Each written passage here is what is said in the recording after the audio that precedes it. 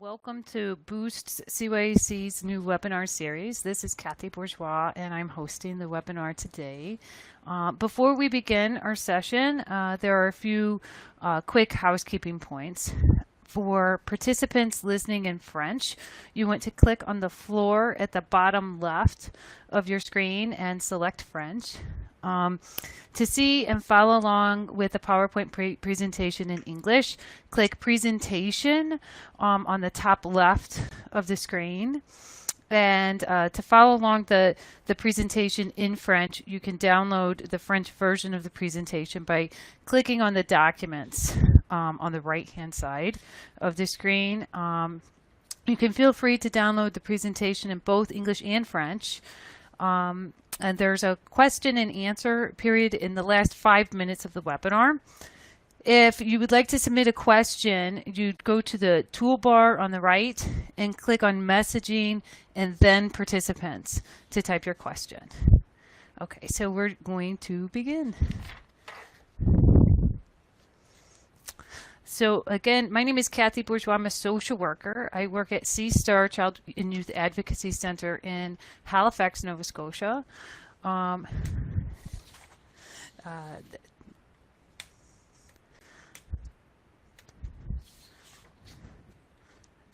see.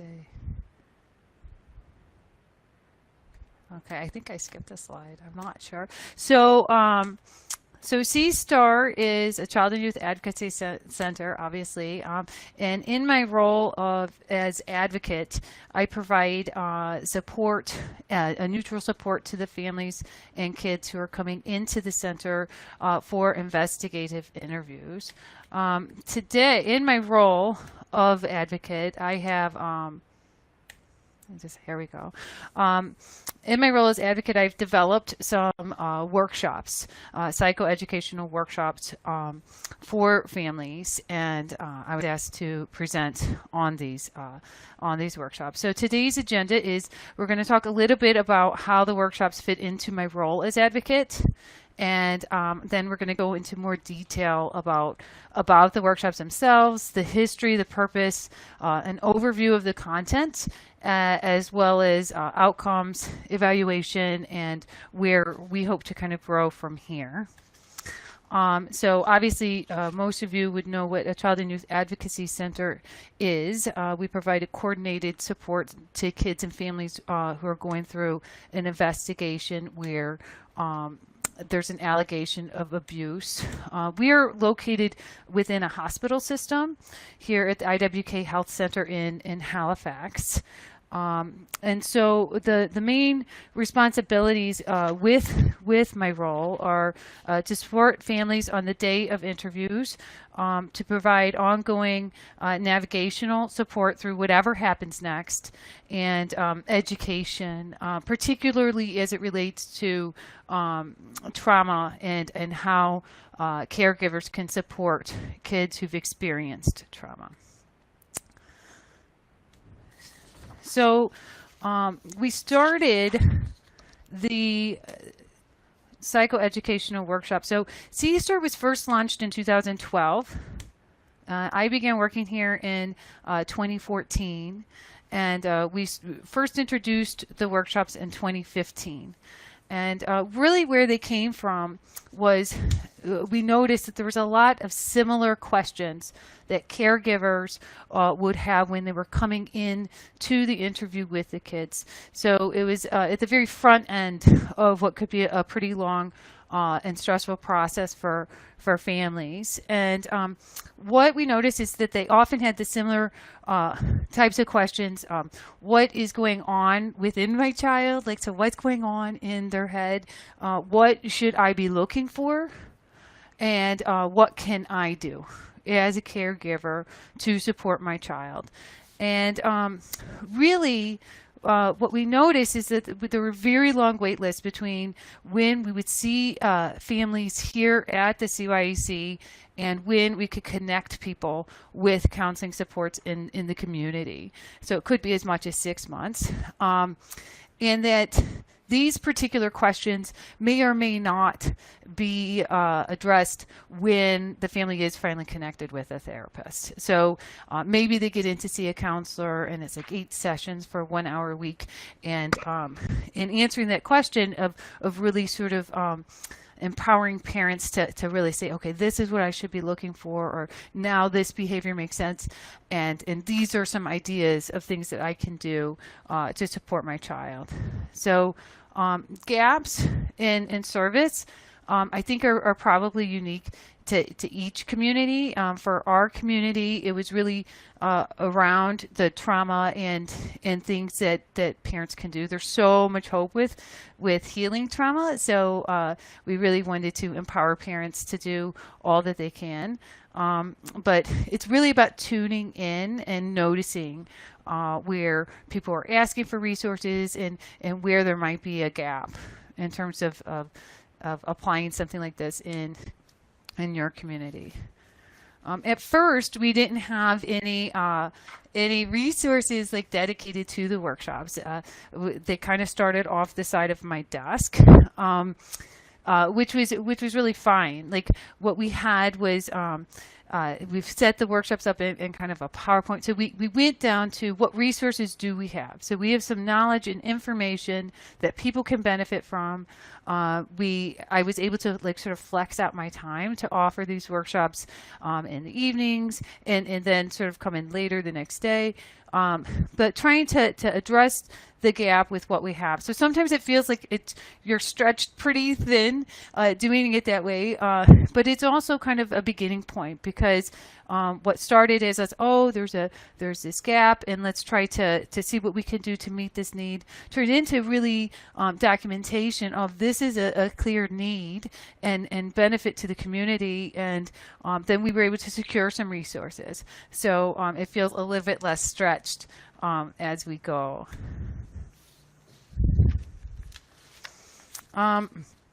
So we've tried to set up, we've tried different things with the workshops. So we've set up the workshops. They're basically, initially we thought, because it's a lot of content to answer those questions, like what is trauma? What are the signs and symptoms of trauma? What can I do? There's so many different things that can come of that. And initially we tried to set up like a full series. So I'm a parent and like I'm going to sign up for 6 different sessions and commit to attending all of those sessions, which kind of made it easier for planning purposes, but we found was actually sort of a barrier to accessing service, because a parent may or may not be able to attend all 6, but maybe they can come to one workshop and then come back to another, or maybe they need to do just a few and then practice and then come back at a different point in the future. Another question that has come up and that we periodically evaluate is who can attend the workshops. So initially, we set it up to where it was only the clients that we see here at SeaStar that could attend the workshops. And part of that was just to try and really make sure that the space felt safe for people to attend. A workshop that is set up for supporting non-offending parents of kids that have been hurt. What my experience is with the parents is that almost all of them, even though they haven't done anything to their child, that there's a lot of emotions that parents and caregivers have. They feel guilt, there's shame. And coming to a workshop like that, there's like even just showing up, it's a form of sort of self-disclosure, like, I've failed in this way, right? To protect my child. And so we wanted to make sure that it was a very private space. But the feedback from the clients who attended was unequivocally that they thought we should open this up to the broader community. For a couple of reasons. The primary one being that they felt that the workshops are really, really helpful and that a lot of people could benefit from the information, such as foster parents and adoptive parents. And they wanted to make sure that there's other people in the community that could access that. Another side benefit to that really has been that it sort of minimizes that kind of that like scariness of disclosing when you show up to a meeting such as this, because it really could be almost anyone who attends, right? You could be a foster parent, you could be an adoptive parent. And then the third group that we commonly get requests for are the helping professionals. So when I first sent out our calendar and I was like, we're opening this up to the broader community, I had a lot of requests from helping professionals in the community who wanted to participate in the training. And so we've kind of gone back and forth with this one because it does change the dynamic of the group. And so how we've kind of landed is that we have a few of the workshops that we open up to helping professionals, and we have other workshops that are strictly for caregivers only. And what I have noticed as we've continued to do this is that the helping professionals who've attended are now referring a lot of their clients to. So before they wanted to attend the workshops before they referred their clients. What we try to do is we try to keep it low barrier, free parking. It's free for the service, and we do our best to provide transportation and childcare, although we've had some challenges with the childcare piece. I think the critical piece to remember with this is just kind of being open to trial and error. So it's the idea that this is not like a static kind of thing, that the workshops change every single time we present them, that we're always kind of growing and changing and adapting to the feedback of our clients. So the purpose of the workshops is to empower caregivers and parents.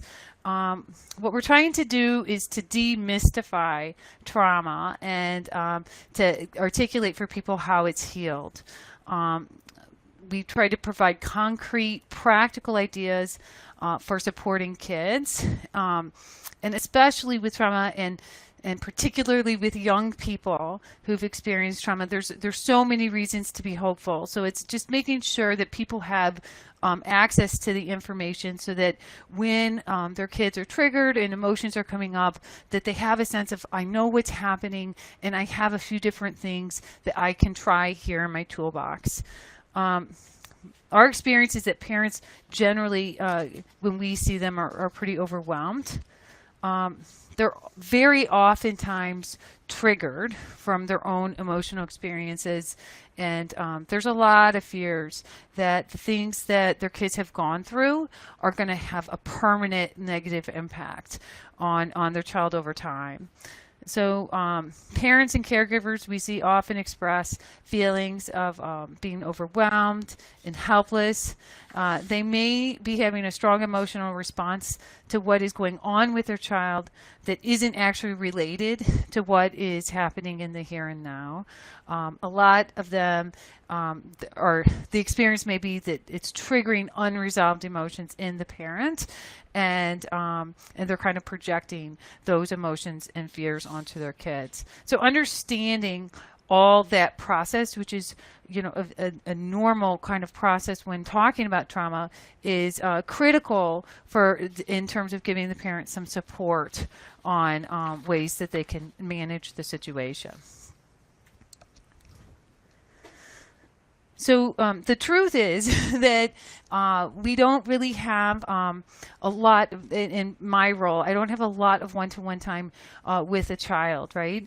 And so I kind of go back to a training that I received some years ago, which really articulated this first point here. If you have 1 hour to spend with a child who's been traumatized, you spend that hour with the child's caregiver, right? To try and bolster them up so that they can then support their child when they have many, many hours, right? Day in and day out. They have lots of opportunities to support their kids. And this is really kind of operating from the point that no one's in a better position or more motivated to support a child's healing than their caregiver. they're often the ones that are most invested in their child's well-being. They're the ones who are with the child the most, and they're the ones who are helping them navigate the day-to-day struggles, outbursts, and emotions that really result from the trauma. By helping to inform and empower caregivers, we help them to help their child in a very immediate and tangible way. So this supports the whole family while the child waits for further mental health services and complements the effectiveness of those mental health services when they do become available.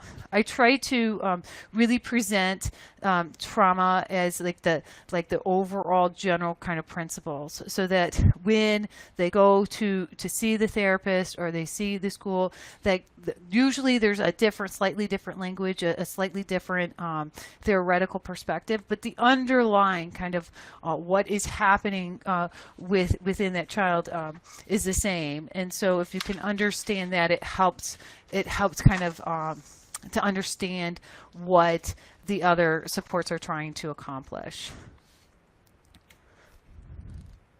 So tips for this is to make sure that you are being very trauma informed in the presentation of these actual workshops. Try very hard to cultivate safety, creating a warm and inviting environment, providing food and beverages. I always try to encourage people to be gentle on themselves. When I'm presenting information of ideas that people might try, it's just, I think, really easy for parents and caregivers to be hard on themselves and be like, oh, I didn't think of that, I haven't done this. So I really try to encourage them to think of it as a safe space to be human, and to encourage a soft, gentle kind of curiosity into like this area of their life that people naturally, I think, feel guilt and shame. It's also, I think, relevant when we think about parenting and caregiving that there's like a lot of people, the internet, the media, friends, family, who are very comfortable telling people how they should and should not parent. And so it's about making sure that they don't feel like there's anything wrong, like they haven't done anything, but these are some other ideas that can be tried. So it's like planting seeds. And I always try to give permission for self-care. I encourage people, if they're feeling overwhelmed, to take some space. They can leave, they can come back. They can do what they need to do to make sure that they're safe and okay in the environment. We have an accredited facility dog too, who's actually quite helpful with the workshops. He kind of goes around and gives people some love. So the workshop content, which is also shifted kind of over time, and it changes kind of depending on the season, is we basically have landed on like 4 main workshops that are sort of the content. So the understanding trauma, parental style, the emotion coaching, and teaching mindfulness to young people are kind of 4 different pieces of the puzzle. They're each a part of my attempt to answer those questions, like what's going on within my child and what can I do to support them to heal. Now, within those workshops, I make some recommendations about kind of grounding techniques for self, for others, things that could help with that, some ideas to try, including meditation, trauma-informed yoga. I have the teaching mindfulness is like a list of grounding ideas that people can try. And what I have found in feedback from participants has really said that it's kind of hard for people to be just like, oh, I'm just going to go start meditating now, or I'm just going to try trauma-informed yoga. It can be pretty intimidating to sort of get over that hump. And so we've included a few workshops that are more practice oriented. So trying the meditation in a group that makes it a little bit easier to practice, or to begin a practice on your own. And the navigating the justice system was actually in response to a specific request for information around sexual abuse cases where criminal charges are being laid in Nova Scotia. So we have a Crown attorney that comes in. So this is like the full workshop calendar. Usually this calendar or some variation of it is for the spring and in the fall. And then we also offer a series in the summer. This summer, it's I'm offering those first 4, the content ones, the understanding trauma, parental style, emotion coaching, and teaching mindfulness. I'm actually offering it twice. I'm offering it as a series of 4 during the day, and then again in the evening times. Now this calendar, I should just say, we usually put the most current calendar up on the IWK Health Center website, which is the hospital, of course, we're connected with. And what we've learned when I send out the calendar is we used to send it out by PDF. And what we found is that we got so many questions because when people forwarded the email, it didn't always forward that PDF document as an attachment. And so if we send it out with a link, like a URL to the website, it makes it a lot easier in terms of it cuts down the number of questions of like, what times are these? Like it's all just online. And so we kind of had to learn and tweak a little bit as we go.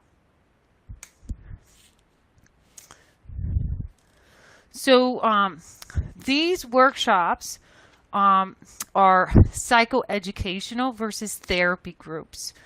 And mostly that's really driven out of what our capacity is. I think that there's a lot of space for growth and change, and I'll talk a little bit about that later. But they're psychoeducational very intentionally. So it's mostly a lecture format. It's a PowerPoint. And we really do that so that the participants can come. They don't have to share their name. They don't have to ask a question. They can just sit there and they can take it in. And a lot of people, they feel a lot more safe not having to share their story again. And what I find and what people tell me is that this actually makes the material pretty relatable. And the reason is because like if I'm going to a PowerPoint and there's someone up there, they're talking kind of like, oh, and this is trauma and explaining it and breaking it down. And as a presenter, I don't know their individual story, but it feels like, right, like this relates just to me. And so then it must be kind of a human response, right? Because if it feels personal to me as a participant, it sort of makes it a little bit more like, well, it's like there's a whole group of people here, and people have said that they feel pretty safe with that format. So, and I always try to emphasize with folks that the information at these workshops is really to help inform parents and to give them some ideas, but it's not to like replace the work of other helping professionals in the community. So I try to really emphasize that when I'm doing the presentations. Okay, so I think I might have talked a little bit about that. So we break out these workshops specifically to try and answer some of the questions. So those specific questions about what's going on with my child. Maybe a parent has seen some behaviors that now after they get the training, they're like, aha, like this makes a lot of sense now. And so what are some things they can do? We try to give some space where they can practice this in bits to feel a little bit more comfortable with it. And then informational workshops responding to caregiver response requests.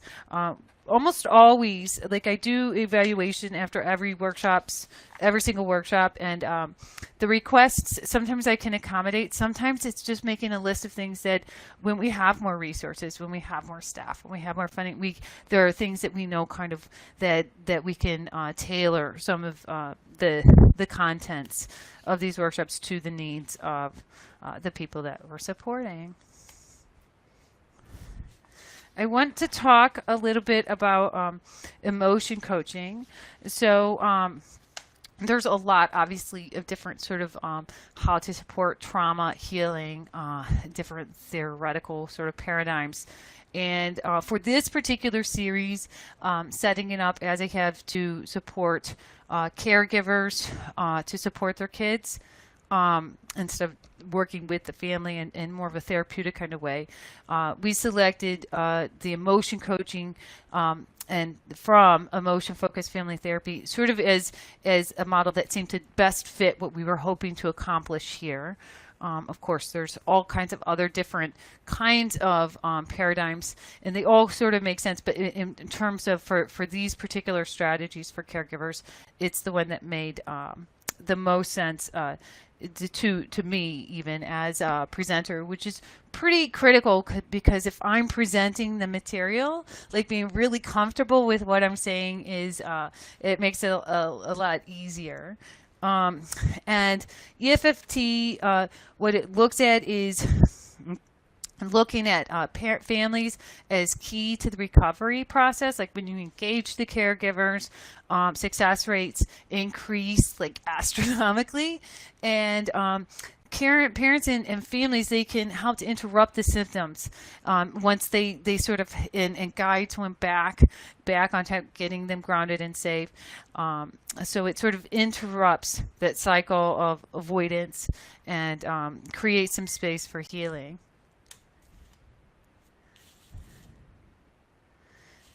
The EFFT also gives parents a framework to work within and provides opportunities. There's opportunities within, because we kind of focus right on the emotion coaching, but of course there's actually emotion focused family therapy. There's other avenues that can grow out of this when we have the time, space, and resources to develop things down the line. It's certainly something that this would be foundational for as the program grows. Outcomes and evaluation. So I am from St. Louis, Missouri, which is the show me state that's like right on the license plate. So I was trained very early in my career with this idea of really trying to look at outcomes and evaluation and going back to what is it that we're doing? How effective is it that we're doing it? And even like, or even if we have a really terrific and effective program, like, is it meeting the current needs of our current clients? And so the idea of really always be evaluating and always be changing and tweaking, like this plan, do, check, act, for continual kind of quality analysis, I find to be a really helpful framework for me to work from. It helps me to sort of know kind of where I'm doing well, and also again to identify needs and to okay, like maybe we can change this thing. Or for example, I used to only offer a couple evening workshops, and this time I've offered the full series, 4 of them in the evening time, so that to accommodate schedule. So it really helps to kind of tune in to make sure that the efforts that you're putting into, or you're putting your effort in the right place. And so this isn't just in terms of for funding either. So but you can use evaluation and outcomes for funding. So so it helps us to decide kind of where we want to put our resources, but it also helps to sort of document, like, these are the number of participants who attended, and like this is what they're identifying as a need. So that's not just me saying, well, I think this would be helpful, but if we decide to expand at some point, or if we seek funding for something, we can say, okay, well, this is what we did, this is how many people attended, this is how effective it is, and this is what the participants have identified as what would be helpful.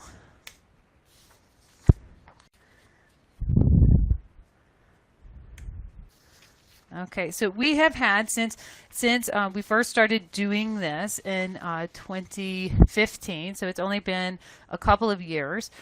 We have had over 1,200 people attend these workshops. It's a little overwhelming how much interest, and the feedback has been quite positive.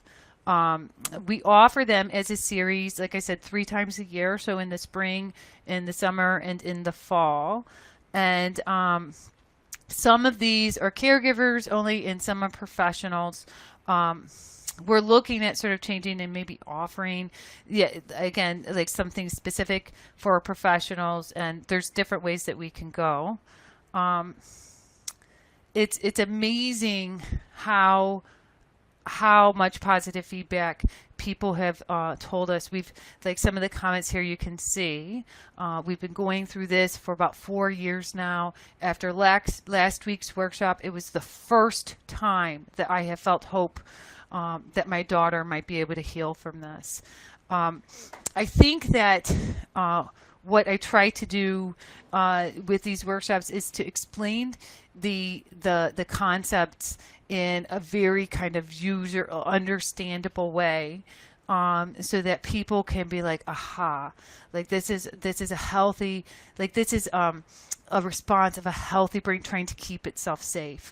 And a lot of times, I think when we get the information that related to trauma in particular, like it feels like there's something that's wrong with the child rather than something that's happened to the child. And so, having this message and presented in this way has been, at least from the participants who've completed the evaluations, they said it's been quite helpful. I have a lot of adoption and foster care parents who've attended these workshops. I was a little surprised at the number of, because a lot of them have been through training through our local Department of Community Services. And so it really has helped me to understand that it's important to offer the information to people multiple times and in multiple ways, because I know that adoption and foster parents have received training. But I think a lot of times what happens is that it's the very beginning of the process for them. Maybe they haven't even met their child. They're in the back of their mind thinking, oh, okay, but this is something that probably isn't going to have to be something I'm going to have to deal with. Like, we sort of distance ourselves, I think, a little bit. And then when we see it and we're in it, we're like, whoa. And also that maybe people can't always hear the information the first time around. So you just kind of keep going at it. So a lot of educators have also attended the workshops, early childhood education. There's a lot of interest from those helping professionals in our community. And here you see there's just a little bit more than half the people who attend the workshops have had no prior training on trauma at all. So obviously it is a gap that we have here in our community. So this is we do an evaluation survey at the end of each workshop. So just like a Likert scale, this is something that was interesting, felt relevant. I felt safe. The handouts were useful.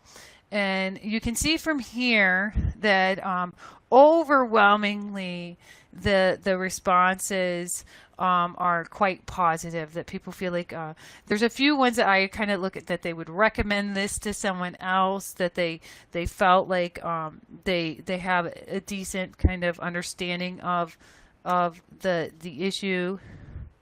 This is just the 4 and 5 number, so it's like 96% of the people responded was interesting, right? 96 felt like they listed a 4 or 5 on that particular evaluation study. This is across surveys. I believe this is just last year's numbers.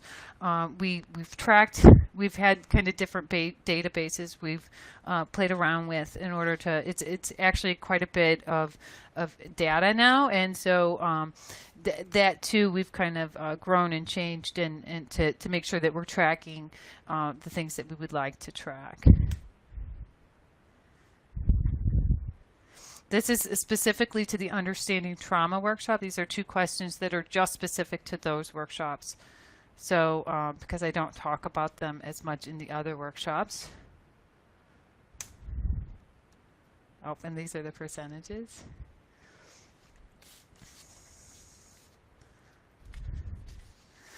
So this is one of the questions that I always look for in terms of, okay, so there's a few ones that I input all the data myself, and I read through all the responses so I can really kind of cue in to make sure that I'm tuned into what the participants are saying. But 97% of the participants who've attended said that they would attend a different workshop with this presenter again in the future. So that tells me that they felt like it was a worthwhile use of their time. And again, the concrete feedback really is helpful in terms of what they heard. If I was communicating something, maybe I need a few different examples, and to kind of go from there. So lessons learned. I think the first lesson learned for me with this is to really start where you are. We're a demonstration project here at SeaStar, and so where we are today is different than where we started in 2012, and I think where we're going to be in 2 years or 5 years. And so sometimes when there's a lot of different ways that you can go, or you think, oh, it would be great if we could have this program and that. It's really important to start right where you are, because in order to get from here to there, there's a lot of little steps that have to happen. And so maybe I can't do the full thing now. Maybe I can't do the therapeutic support groups, or even like but participants have asked for like peer support groups. There's things I can't do right now, but I can do this. And so you just start where you are and you keep going. To be inspired, I've had so many helping professionals, and especially here because they would like for like the rural parts, the people who can't come to Halifax where I present these, and they're like, oh, we don't have this. You need to come where I am. And I tell them, I say, be inspired, like, start your own, like, be inspired to really learn and to take this. But there was no program like this when I started here either. And so to see that gap as a source of inspiration to do a little bit more, and to be creative about it. So how I choose to express what I know and share it with others is going to look a little different than someone else. So it's really like grow the program you want to offer, right? And that's, I think, just the reality of operating within just fiscal and resource constraints, right?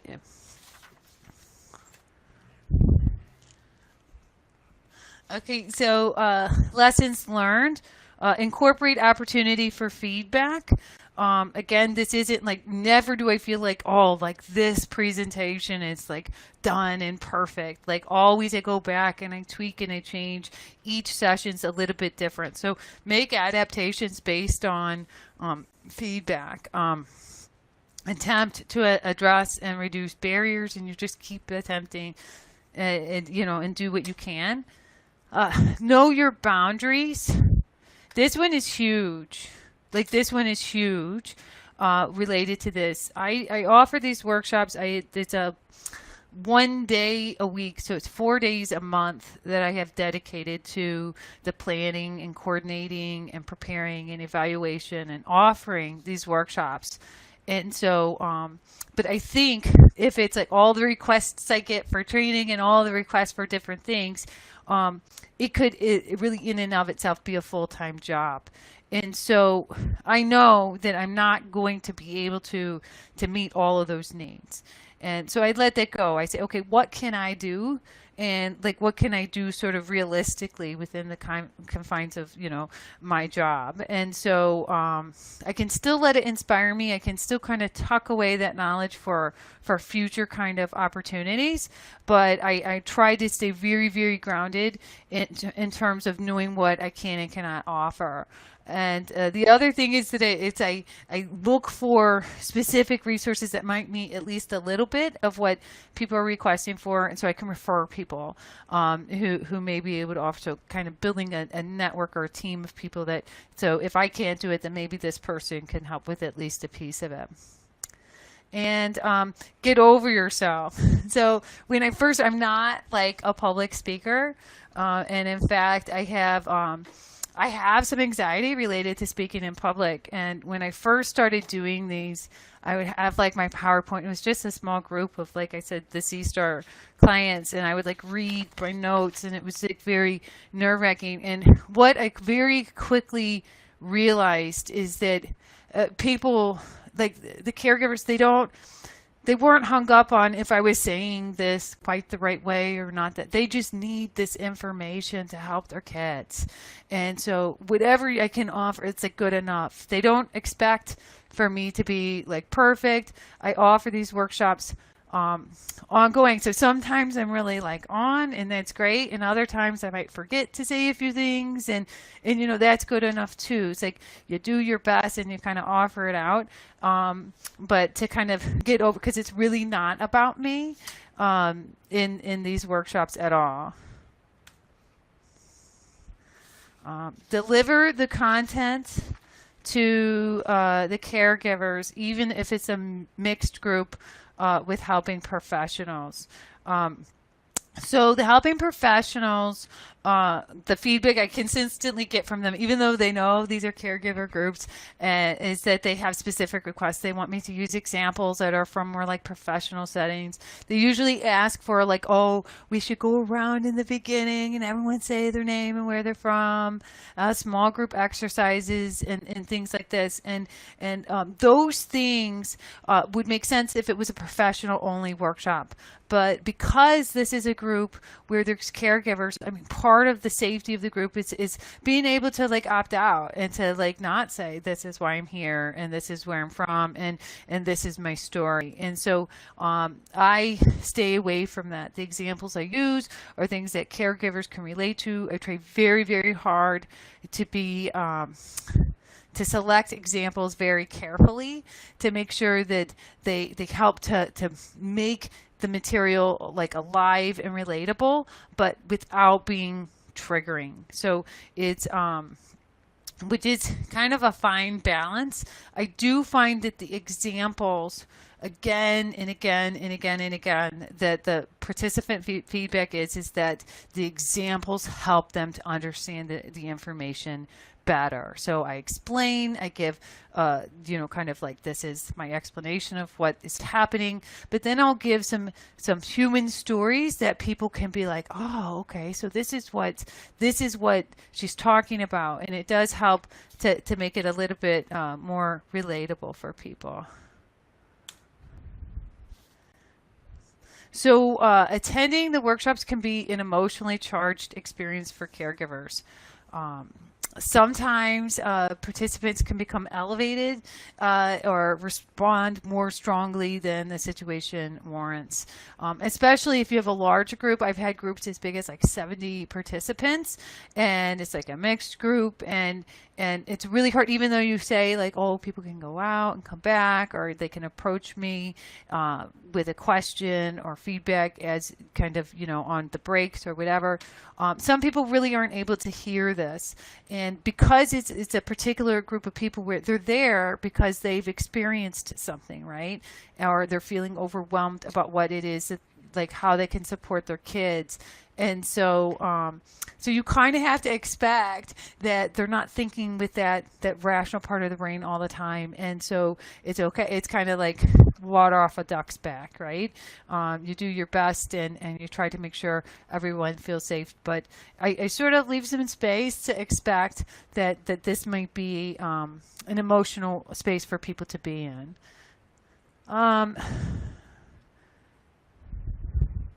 So I always try to emphasize the second point here, that the workshop contents, it's many different ideas, thoughts, and suggestions. So I try to be really clear that this is not like the solution or like an easy fix to any of their problems.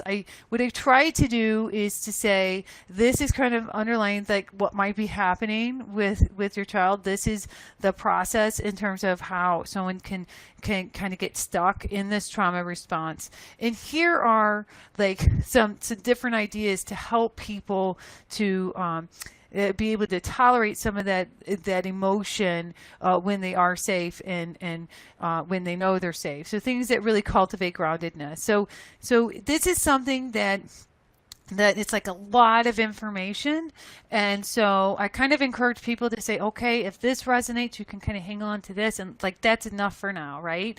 And you can always come back later and get a little bit more. So some people, they do, like they'll come and then like 6 months later or a year, they'll come back and they'll say, oh, they'll take the same workshop again, which is great. I get a lot of parents who attend, and then maybe the next session or 2 sessions down, they've invited their parents, so the grandparents, to come. And so it's about trying to make it as user friendly as possible for people. So where do we grow from here? People like what they would like, participants, they would like to have more practice workshops. So it's one thing to hear the information, but it's something else to sort of to like tangibly practice it with their with their bodies and with their kids. Like if we had unlimited research, like that would be fantastic.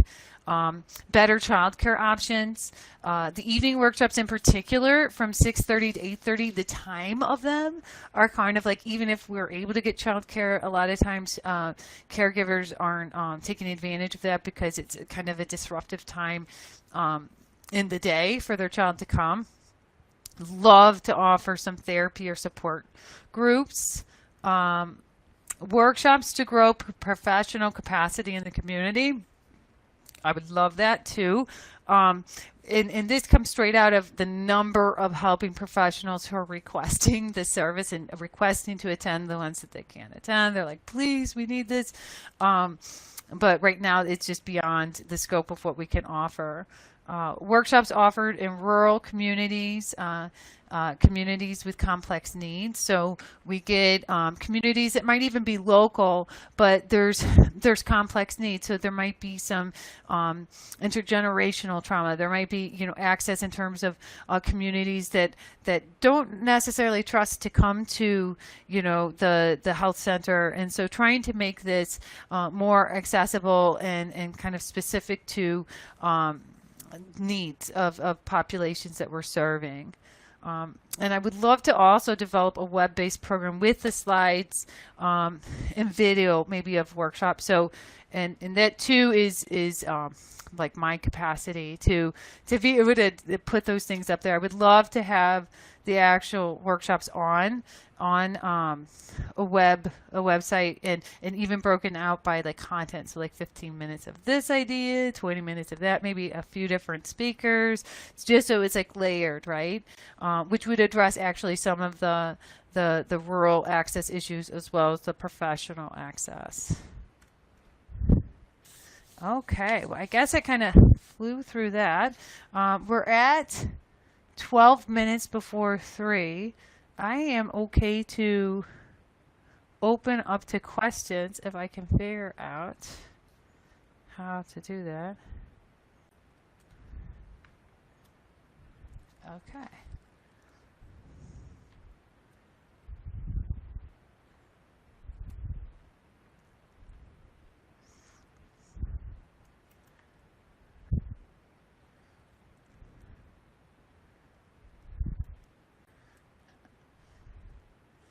Okay, so I might need a little help. I'm not sure if there's questions in here at all.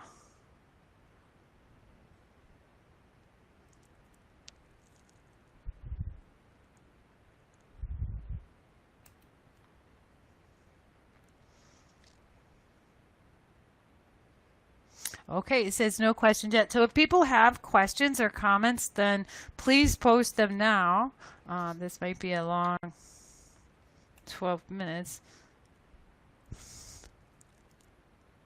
Oh, here we go. Okay, so the question is that I mentioned that we've had up to 70 people in attendance. Ooh, now lots of questions. And is there a capacity, a maximum? For us, there really is a a capacity, so the amount of space that I really have. So we have one room where 70 is, I learned it was like too much. Like I needed more helpers basically, and to really make sure that it feels safe in case anyone is triggered or anything like that. But if it's caregivers only, especially, sometimes I'll go like I never like close out a room. Like if there's 20 people that I can fit into a space, and I have 25 people registered, then I'll go ahead and just find a bigger space to accommodate. But it really would depend on your capacity in terms of making sure that you have enough people set up, and go from there. Okay, so I don't know if this is the next question. I have a question. How long has it taken me to get the training established and well known? And what kind of advertising do I do? So whenever anyone signs up for the workshops, I put their name on a distribution list, like an email distribution list, and I will send an email with the link, like blind copied to everyone on my distribution list. And now it's up to like 700 people, which is a lot. People sometimes call and they ask, you know, can I be on the list? And I put them on the list. And then the other thing I do is we just put it on the IWK website. My experience is that it goes out to the helping professionals. That's where we started, was to the helping professionals in the community, and asking them if they had any clients they wanted to refer, and that it gets forwarded and forwarded and forwarded within the community. So we haven't done tons. We hold our sessions. That's the next question. Where do I hold my sessions? We hold them, most of them we hold here at the IWK Health Center, any of the PowerPoint kind of ones. Some of the practice ones, we actually hold them at our local Shambhala Center, which is just like a block away from where we're physically located. Usually those are for the introduction to meditation workshop, and also the trauma-informed yoga. And mostly it's because that the space at the Shambhala Center is just a really gentle kind of space to do that kind of practice. And the other reason is to help people kind of feel that much more comfortable seeking support and resources from that agency in the community as well. The sessions vary. We've tried, so how long is the session? So we've done it a couple different ways. We've tried it where we do full day workshops, and to accommodate people traveling in and they want to spend the whole day. What I found is that it's just too long. It's too long for me. It's too long for my dog. It's too long for the participants. So now we really break them out into 2-hour sessions. So like the summer we're doing, there's like 1 week where I do 2 sessions, but most it's like 1 session a week over 8 weeks. So, oh, I got. What do you find is the most useful piece, although I'm sure all of it is helpful, for differentiating this training from other trauma trainings? I think, because a lot of the content is the same from other trauma trainings, like the basic information is the same. I think that what makes it different is that I break it down into terms that people can really understand and relate. So a lot of the trainings that I've received, like on trauma-informed care, like where they don't really explain what's going on within someone, like what trauma is, like going back and defining it. But I think it's also the examples. So human examples of like, okay, so this is what I'm talking about. And I think that a lot of people, and I used to think like this too, like PTSD was like people who like returning from war, and they are, you know, a very specific like group of other people, and it's kind of like this us and them. And I think that caregivers and like foster and adopted parents, they feel kind of like, oh, they identify that their child is going through something, but they don't understand that they might also be having a very strong emotional response, and really helping them to understand like what emotions are, what the purpose of emotions are, and really, I encourage people to develop this soft and gentle curiosity and comfort with dealing with their own emotions, because it helps them to, like, my experience is that people, whether it be children or adults, are so much more comfortable and feel safe to share their emotions with someone who's actually comfortable with their own emotions, right? So, so kind of breaking it down for them in a really concrete way, I think is something that I do well. Okay, I want to make sure I don't miss. Okay, any questions? Okay, so I think those are all the questions that are posted right now. If anyone has any other questions, we can take them.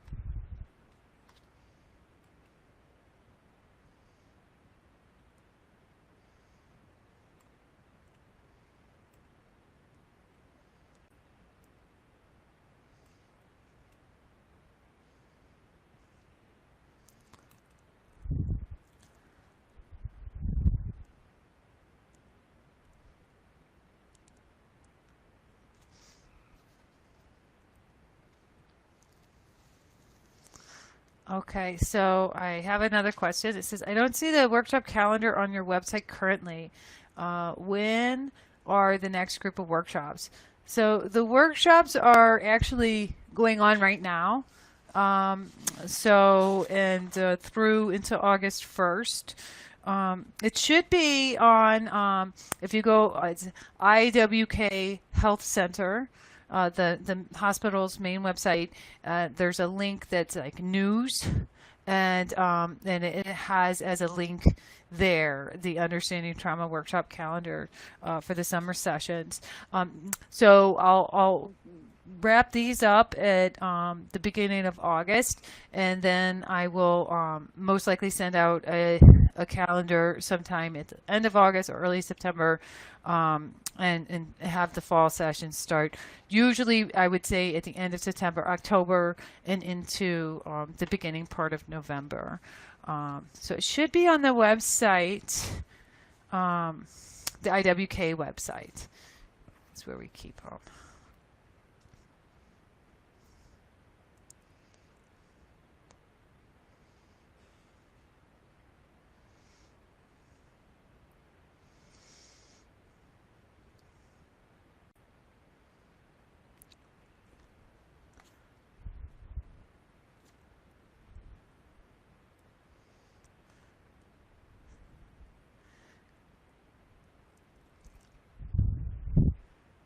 Okay, so we're at 2:58 Atlantic time. So I think we're 2 minutes out for completing the webinar.